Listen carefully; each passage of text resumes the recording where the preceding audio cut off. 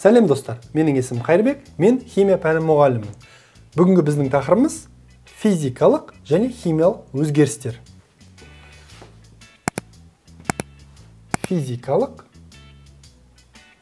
өзгеріс және химиялық өзгеріс.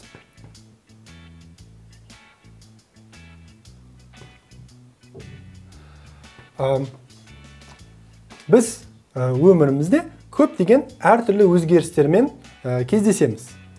Ол жаңбырдың жаууы, мұздың қатуы, судың қайнауы, жапырақтардың сарғаюы, сүттің ашуы, тағы да басқа әртүрлі өзгерістер бар. Осыларды біз қайсысының физикалық және химиялық өзгеріске жататынын қарастырамыз. Физикалық өзгерістер бұл атап айтқандай дененің деңгейіндегі өзгерістерді жатқызамыз. Яғни физикалық өзгеріс дененің деңгейіндегі өзгеріс.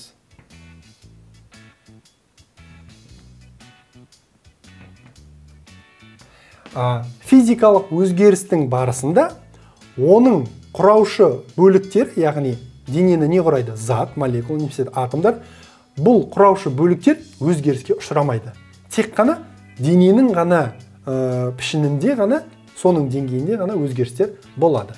Яғни бұл жерде құраушы бөліктерінің бөлік деңгейінде өзгеріс жоқ. Өзгеріс болмайды. Мысалыға, судың қатуы немесе судың булануы. Бұлардың барлығы физикалық өзгеріске жатады. Себебі су дене ретінде қатқан кезде мұзға айналады. Ешқандай оның құраушы бөліктері, яғни су, зат немесе молекула ретінде өзгеріске ұшырамайды. Сондықтан бұны біз физикалық өзгеріске жатқызамыз. Синонимі құбылыс деп те айтуға болады. Физикалық құбылыс. Келесі түсінік химиялық өзгеріс. Мысалға, химиялық өзгерістің кезінде бізде дененің деңгейінде емес, атомның деңгейінде өзгерістер болады. Яғни, атомның деңгейіндегі өзгерістер.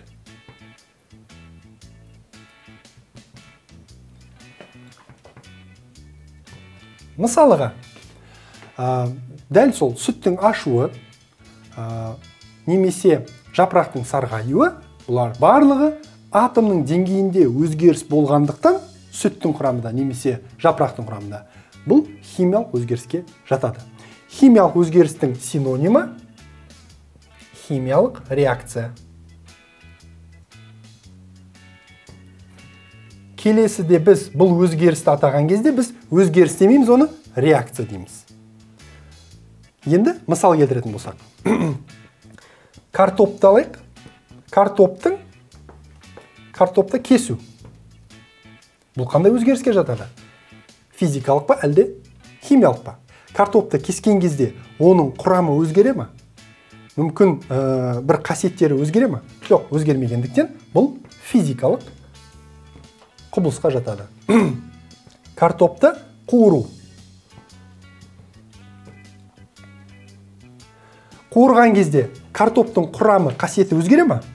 Әрине өзгереді. Сондықтан бұл химиялық реакцияға жатады. Немесе химиялық өзгеріс. Картоптың көгеруі.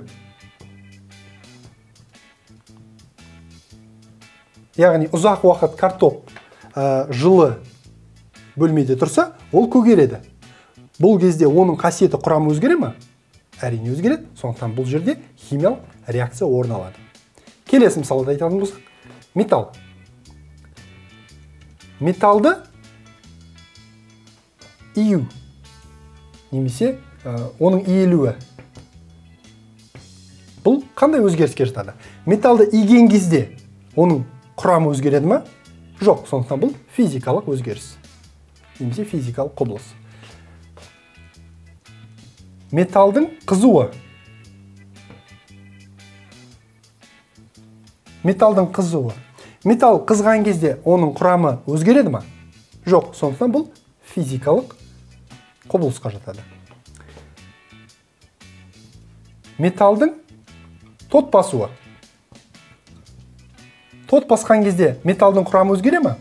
Иә, оның түсі өзгере бастайды, және жылтыр беті өзгереді, және құрамы үгітіліп басқа бір затқа қосылысқа айналады. Бұл химиялық реакцияның нәтижесінде болатын жағдай.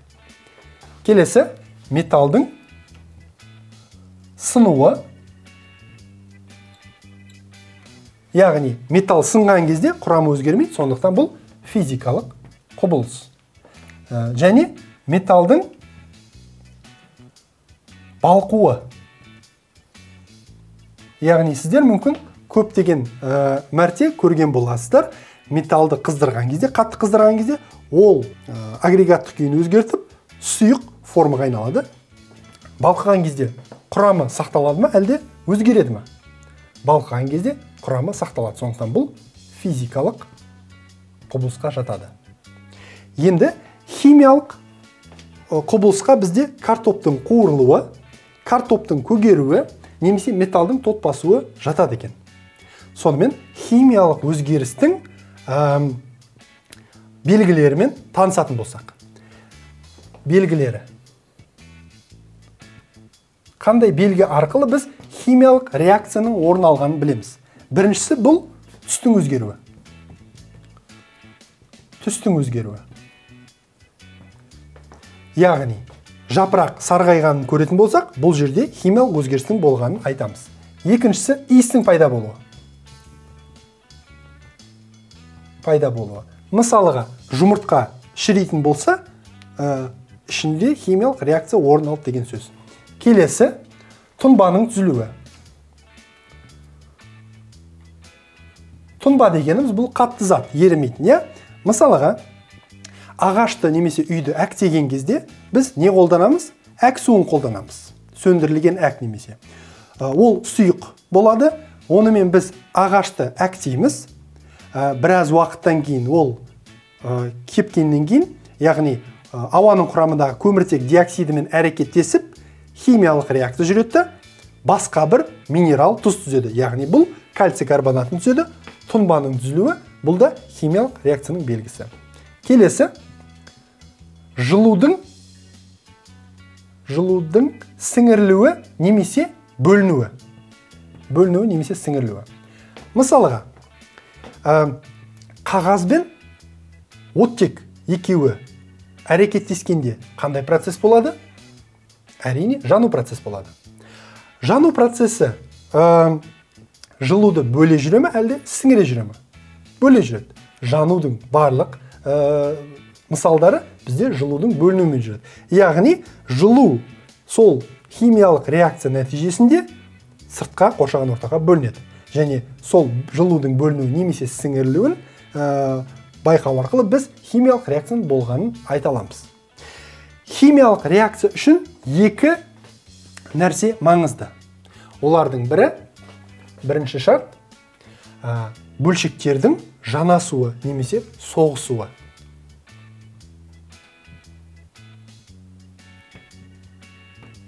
Мысалыға, мынандай бір реакция айтатын болсақ, химиялық реакция, біз сірке суын аламыз, уксус, және ас содасын аламыз. Екеуін қосқан кезде бізде химиялық реакция жүреді. Және оның белгісінің бірі газдың бөлінуі. Мына жерде 5-ші белгініге газдың бөлінуін жатқызуға болады. Газдың бөлінуі. Сонымен, осы сірке суы мен ас содасы әрекеттескен кезде газ бөлінеді, яғни реакция жүреді. Ал реакция неден басталды? Өйткені біз сірке суы мен ас содасын екеуін қостық, яғни араластырдық. Бөлшектер бір-бірімен жанасып соқтығысты. Соның нәтижесінде реакция басталды. Егер мен бір ыдыста сірке қышқылын алатын болсам, екінші ыдыста ас содасын алатын болсам, екеуін жанастырмай реакция жасауға бола ма? Әрине болмайды. Сондықтан реакцияның бірінші шарты, реакцияға қатысатын компоненттер, біз реагенттер деп айтамыз, олар бір-бірімен жанасуы қажет. Екінші шарт, жанасқаннан кейін бір-бірімен қажетті жеткілікті энергиямен соқтығысуы қажет. Яғни қажетті энергия.